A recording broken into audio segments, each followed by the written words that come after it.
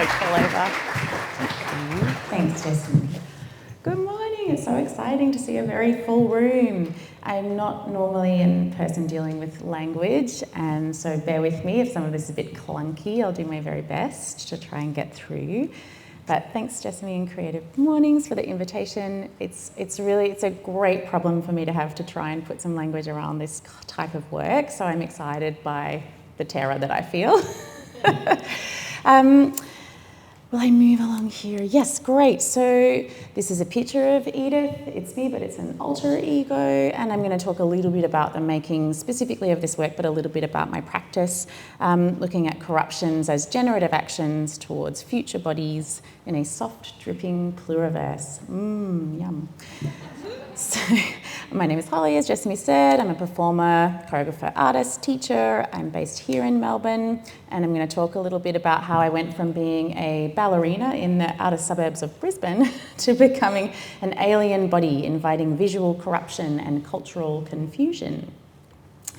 The theme is corruption, and it's a largely accepted view of corruption that it is only a negative phenomenon or force in the world.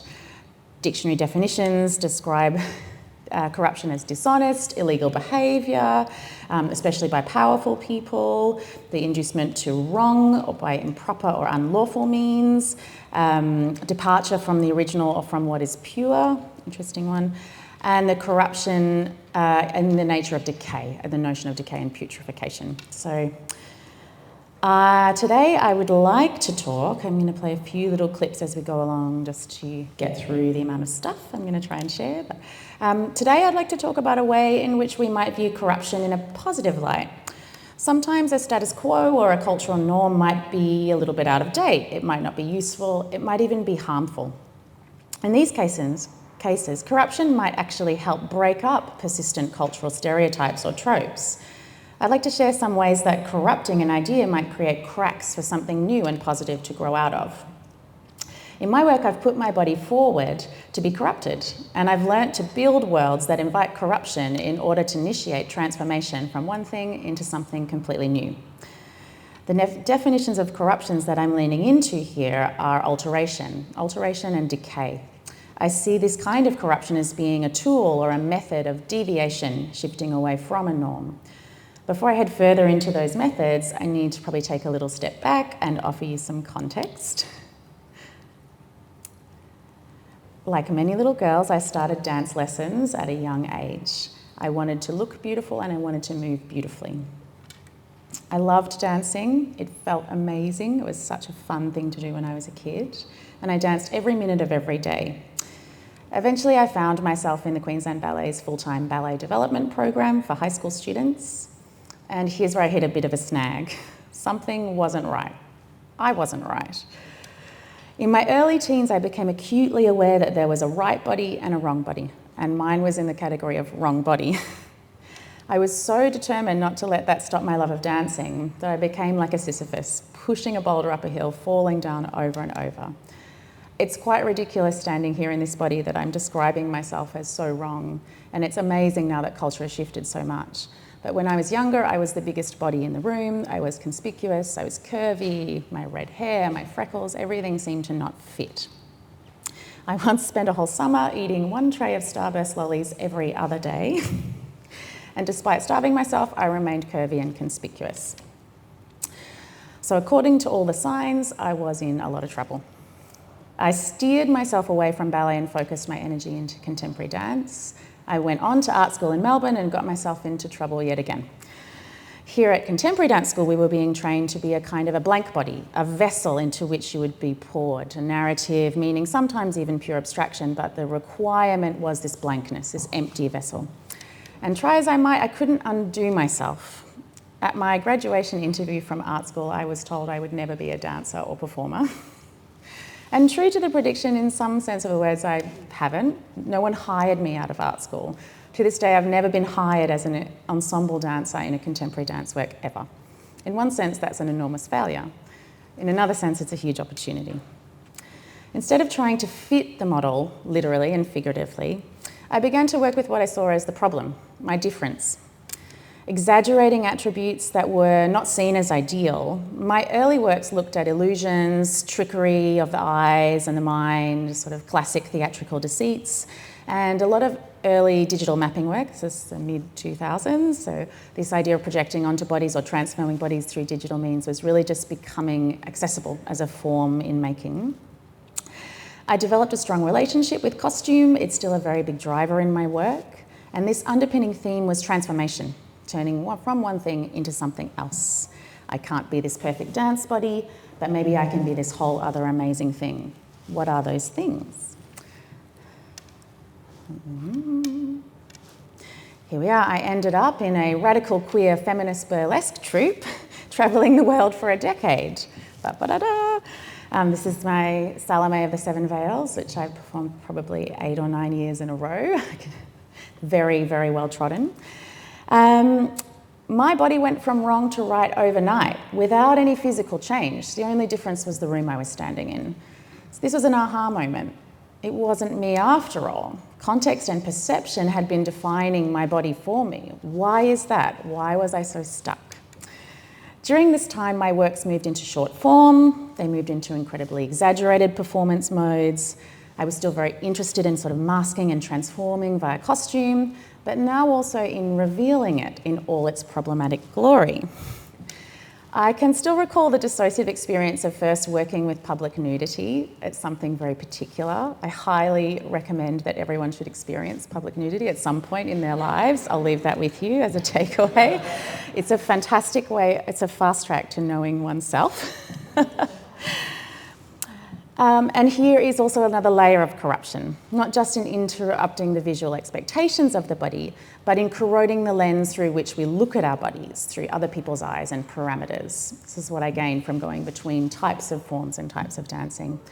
I'm just going to pass through many of my attempts. The next few slides will show you some ways in which I've tried to do this job of corrupting myself. Corruption in this sense is an act of defiance. To self-define oneself is an act of defiance. To know your body, to really know your body, to spend time in activated states in your body. This is resistance. It's the deep attention of these states to oneself that builds this knowledge.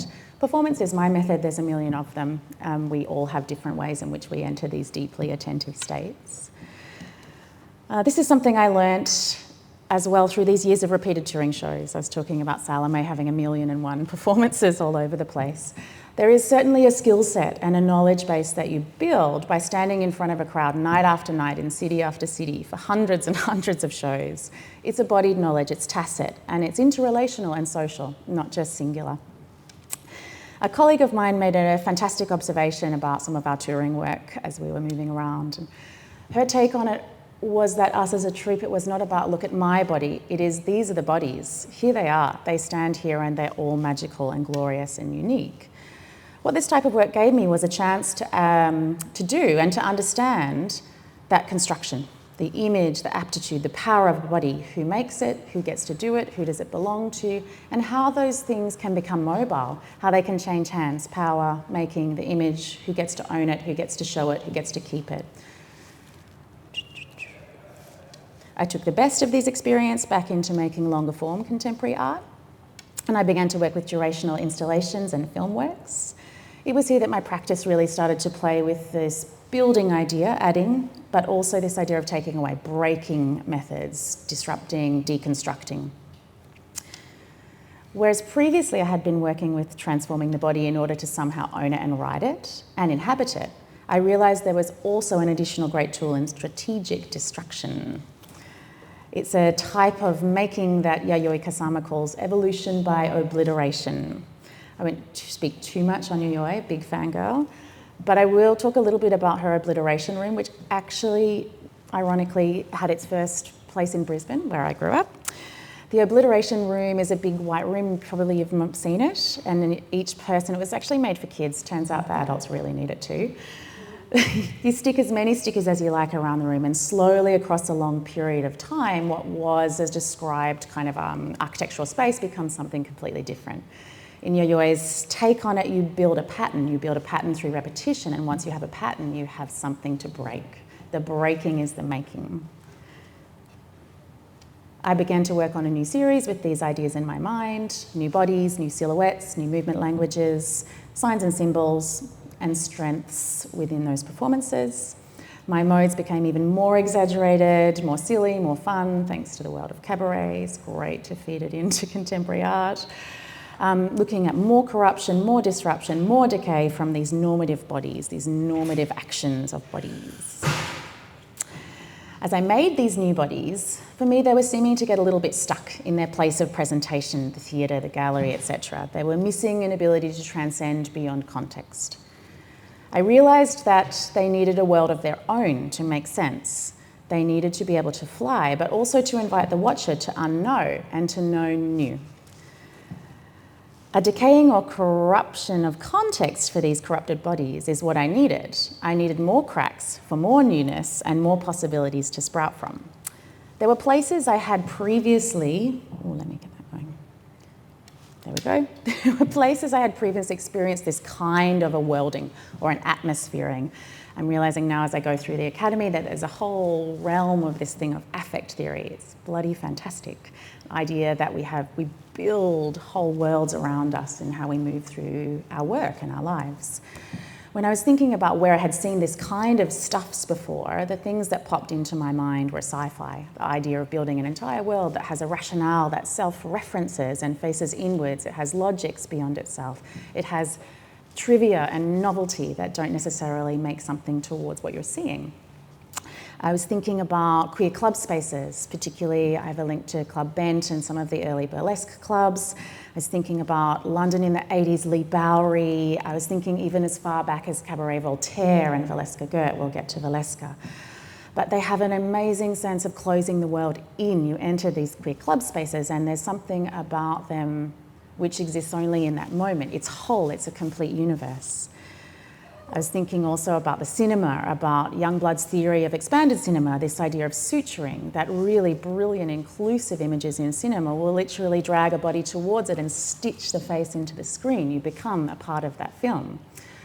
And also reflecting on my experience of somatic work. I'm a somatic teacher and I work a lot in somatic states and somatic knowledges. And I was talking a little earlier about that sort of attentiveness, the ability to go inside the body and be so attentive to its processes that a lot of time seems to stand still.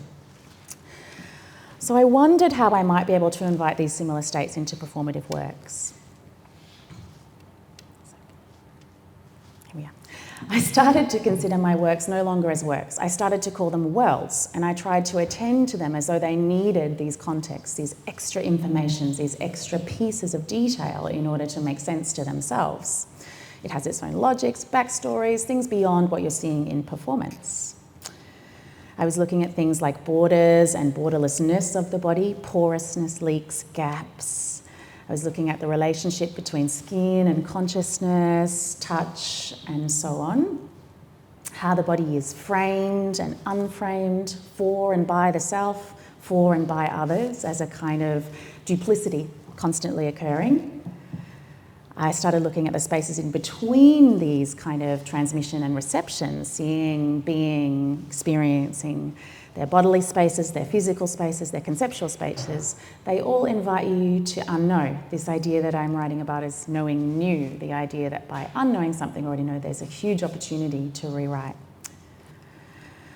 I also was looking at saturating space. The idea or intention of really loading images into one place is that you might be able to create a new way of looking and interpreting the body that's not constrained by a conventional way of seeing, a kind of, I'll come to later, that idea of the dominant gaze or a kind of a straight line looking and constructing through concrete form. And finally, creating a space where transgressive transformation can play out. And I use the word play very strongly. Play is a really important part of my corruption.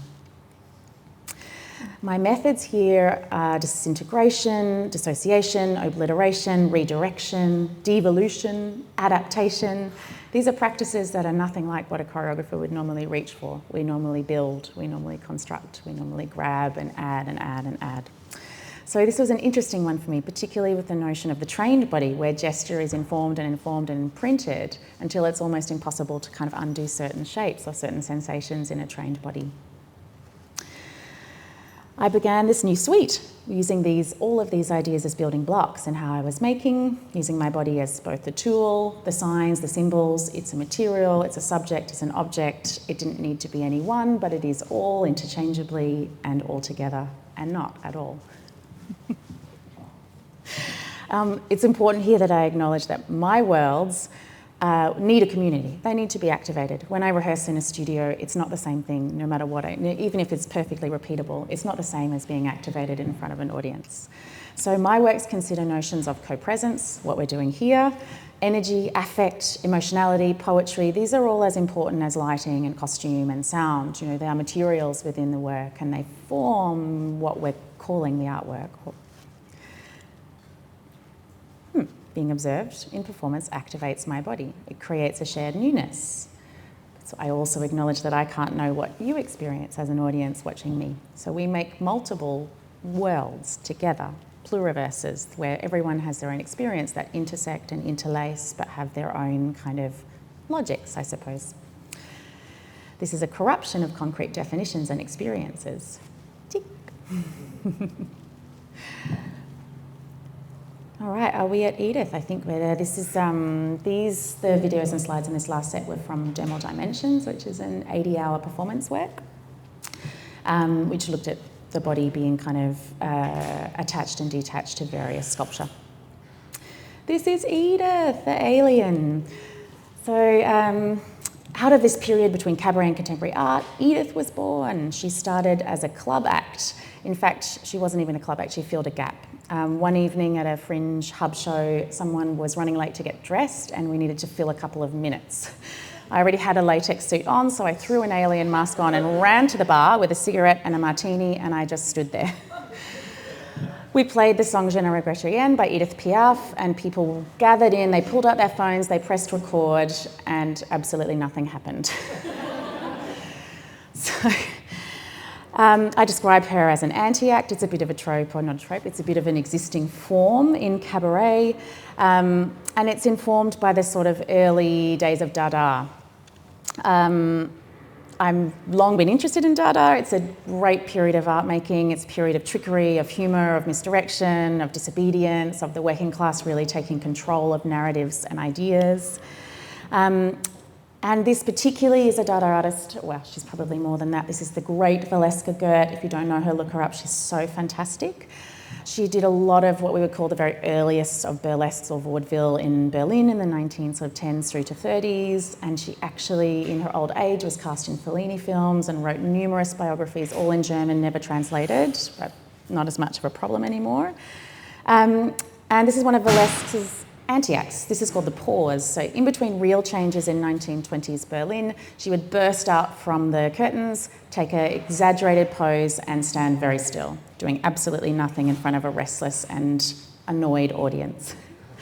And she's sort of the earliest that I know person working in this kind of form, this idea of what it is to not do, what it is to not deliver virtuosity in performance, and what it is in a sense to fail, what it is to deconstruct. So this is the Ultra Edith, eventually was turned into a full-length work, a larger piece of work. I spent some time with her because she was such a hit on the club circuit. She ended up doing acts all over town as her non-act, her anti-act. We took it and started to work with it as a bigger work, and becoming alien has become a really important part, almost a primary method for me in my work. Spending time with Edith has led me to allow my body to be reconstituted and transmuted into new meanings and aptitudes. This alien body is allowed to be fluid and present in multiplicities of forms and codes where my female body sometimes gets a bit stuck or is unable to go. I'm building here on the feminist canons of leaky bodies and monster bodies, so just acknowledging there's huge thoughts around all of this. And there she is, Edith. It's just little snippets here, so sorry I won't be able to show you a lot of it. It's a very long work. The show was billed as a slow-motion striptease in reverse without gravity. It's an accurate description, as the largest arc of the show is literally me getting dressed. We watch a naked body put clothing on. It takes her about 80 to 90 minutes to get dressed. Sounds familiar? Very long time. And through movement scores, choreographic textures, gestural qualities. Edith shows us a kind of gravity-defiant movement style, a kind of falling upwards. Seeing the body in this disobedient state of physics is one method of doing these kind of corruptions, of unhooking the body from certain definitions. You'd ask the question, well, if it doesn't look and move in a human way, is it still human? And if it's not human, what is it? What can it do, and what are the rules here in this world that we've stepped into? Edith makes trouble, or corrupts, bodies, borders, binaries, time, and physics. She's my kind of alien. It's also worth noting here that there is a distinctly coded way that we work with the word striptease. The most common imagery it conjures is that of a femme sex worker at night, in bars, in clubs, stripping for tips and admiration of heterosexual men. It is a word deeply embedded in a collective pop culture canon. So what does it mean if an alien body strips? Is it the same thing? Is it sexy? These are questions that the work poses. And with the alien body, the world is in an alien simulation. The whole show is that of a theatre presentation also corrupted, this simulated version of body in world, in theatre, not in theatre, where are we? This Edith cycle went for about 2 hours, which is actually just the limitation of the theatre. I would have gone on forever if I had have been able to. Probably best that I was stopped. But there's no start and no ending. So audiences were allowed to come and go as they pleased. They were usually allowed to enter about halfway through the first cycle, so you don't come in at the beginning. In fact, there is no beginning, there is no ending. There's no seating bank. One of the classic deceits of theatre is that we all buy a ticket and we come and we sit shoulder to shoulder in the dark and we pretend we're not there for the exchange of being given something magical, a transformation. So it's quite a different idea to activate one's body in a theatrical context, to be, I'm here, my body is here, it's standing with yours. It's quite interesting. There was a bar that was open for the entirety of the show, serving EDTinis to anyone who wanted one. In fact, the lighting operator halted the entire show to come downstairs and get a cocktail mid-show. There was a video live streaming element, so QR codes were all around the space, and a stage manager / amazing actress was constantly interrupting the performance with these kind of framings. She would take a small camera around and place it in all different places and kind of refilm the work from different perspectives. So you had this opportunity as a spectator to choose if you were going to watch my body or the filming of my body or where the stage manager wants to put her attention. You had these multiple framings and fracturings of the body as it was captured. The composer of this work, Amazing Quell, was in the same physical performer's costume, was also wearing an Edith costume and was hanging in a flesh pod for the entirety of the cycle. Another Edith, we've got another solo performer. What's happening here? The cycle repeats, very unusual in performance. Another theatrical deceit is that we pretend it's only happening once. It's not going to happen again the next night. Here in this cycle, I come all the way around back to the beginning. We reset and we just keep going. So it's possible, a little bit like in the gallery when you see a film and you get up to the spot where you previously started, you go, okay, I'm done. You had the choice here to watch it all happen again. And what does it mean when we watch exactly the same score repeat itself in the same performance? The audience member decides when to come and go. So you decide the framing, what's your beginning, what's your ending. There was no clap. There's no satisfaction for the performer. Clapping's pretty exciting for people like me. And this, really letting go of that idea that your body is absent so that my body is active, the idea that all of our bodies are active together. Edith the Alien is a corruption of what it is to watch all together. Instead of performing virtuosic, pre-rehearsed choreography, she slowly and in real time is actually exploring sensations live with you. She's making a cocktail, she's dressing in latex, she's rolling down an alien grassy hill. She does this as though it's totally unknown and in a multi-sensory fullness. It's in this world, performance is this state of attention that we were talking about. It's a connectivity. And it's interesting to note when I perform this work, the mode stays with me for weeks afterwards. I sort of go to turn on a tap and it becomes kind of like the most amazing thing I've ever done. This kind of slowness of the temporal speed and the attention to the physicality of what's around you is kind of, it's enjoyable, it's pleasurable. Yeah. The performer is your host. She's a conduit, a lightning rod. She hosts you into a different universe where none of the old rules apply. The body in these spaces is an act of self-becoming. It's an aesthetic expression of resistance. Edith is performing being, not being seen. It is a representational restructuring. It makes strange, it makes alien, it makes monster, it makes new. The transformation of this aesthetic gives us an opportunity to transform the aptitude. What can it do? Aesthetic deviation as a way to give skills and power to bodies. So we have this alien bodying, we have this, click through here, we have this alien bodying as a state of constant change, we have this worlding and atmosphering as the practice of making soft and liquid, otherwise concrete ideas, and pleasure and community as desired outcomes of these two actions. Go through just a few stills here of the space. It's the latex forest. Here she's exploring language. There's the amazing quell that was in that position for hours upon hours every night. They're a lot younger than me. Here's the amazing Aisha disrupting and interrupting the gaze through reframing digitally. The grassy knoll. Here's the reset. The lights go up, put it all back into position, start again. Edith in reverse Madonna. These are the hanging flesh pods. And of course, the slime, the most important liquid mover. All right, these are, let's see if this works, very big file. These are some of the streams that were recorded by Aisha's framing, which she did intuitively on her own. She was given no direction. She decided what she was going to place the cameras to watch. I'll jump ahead so you don't just see the theatre opening. It's so fascinating to see the different places I'm at in each cycle. All right, instead of performing virtuosic pre-rehearsed choreography, Edith performs slowly in real time. Oh, we've already gone through that. Ah, yes, we're here. Just tell me, Justin, if you need me to stop at any point. I'm probably going over. I'll run through this last bit. All right, the leaky femme monster bodies have been historically shunned. It is incredibly hard to shake off the tropes of the visuality in the body.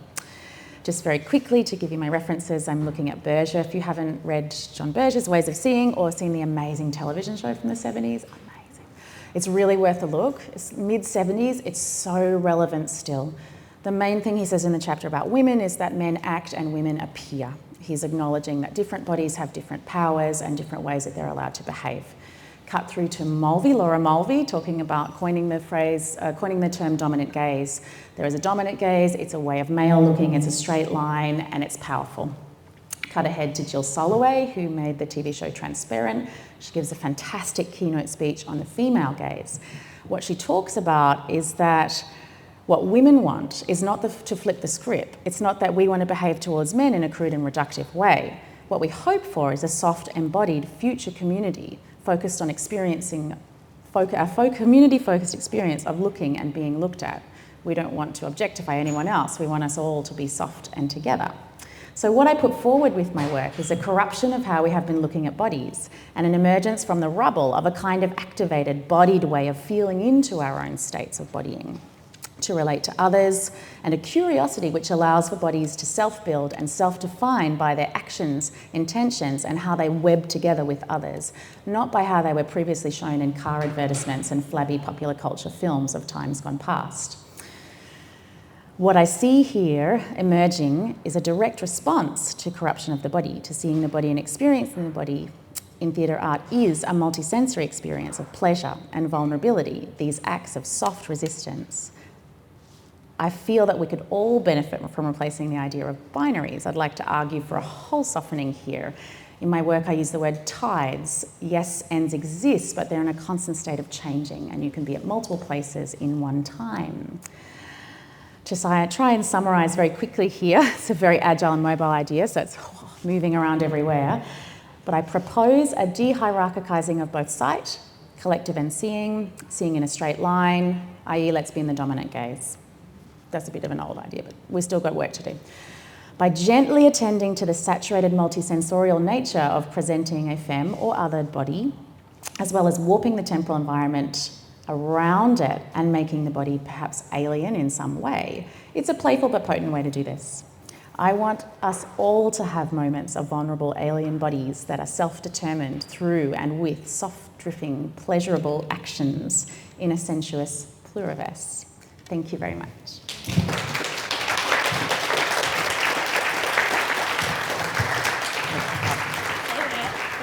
You hold that.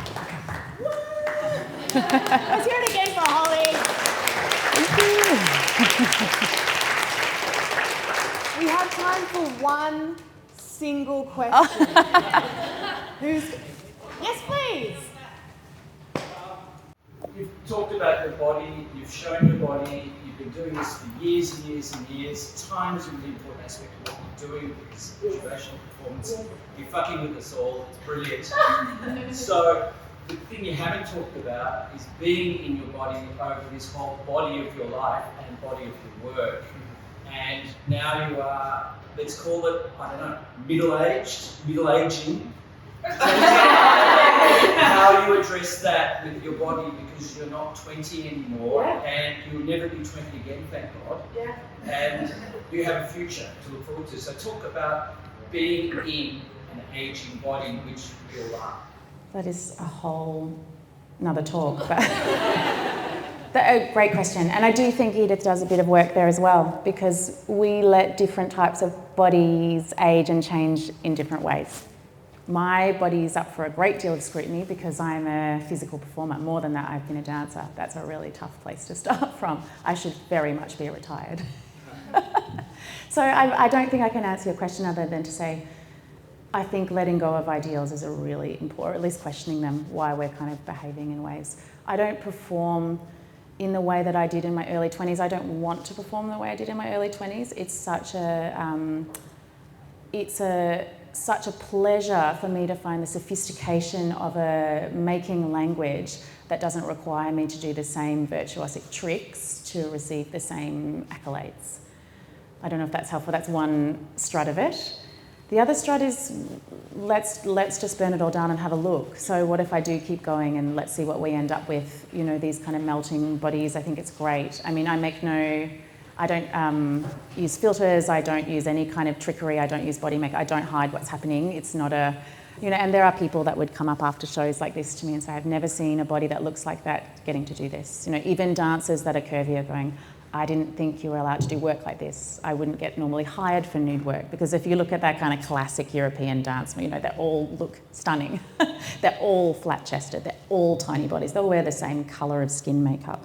So the difference, I think, if it's about the battle mode, it is about staying there. It's about staying at the front and I'm still here and these are still the bodies. I don't know if that's helpful at all, but yeah. That's a very big question. Just a real easy question to finish off on there. Thank you so much, everyone, for coming. Thank you so much, Holly. That was absolutely incredible. The video will be available on the Creative Mornings website in the next week or so. So if you love that and you think you want to share it with people, it will be up there and available for you. Please feel free to grab coffee cans for the road if there are some left over there. Next month we are going to be at the Commons QV, but we'll keep you updated on all of that. I hope you have a wonderful Friday and a wonderful weekend ahead. Goodbye.